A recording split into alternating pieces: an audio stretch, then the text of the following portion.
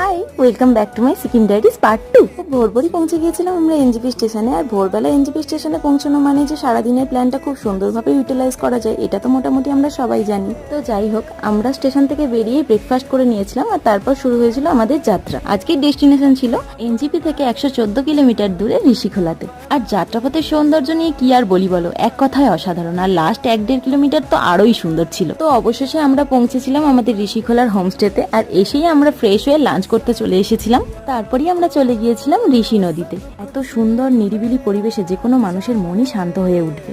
তারপর ওখানে আমরা সুন্দর সুন্দর ফটো তুলে ভিডিও করে ফিরে এসেছিলাম সন্ধ্যাবেলা হোমস্টেতে। আর হোমস্টেতে এসেই দেখি আমাদের জন্য স্ন্যাক্স দিয়ে গিয়েছে। তারপর আমরা সবাই মিলে বাইরে বসে অনেকক্ষণ আড্ডা দিচ্ছিলাম। আর রাত্রেবেলা হোমস্টেটা দেখো কত সুন্দরভাবে সাজানো ছিল। তারপর আমরা ডিনার করে নিয়েছিলাম। আর পরের দিন দেখেছিলাম আমরা অনেক কিছু। আর সেগুলো দেখতে হলে আমার চ্যানেলটা সাবস্ক্রাইব করতে ভুলো না কিন্তু। See you the next one, bye.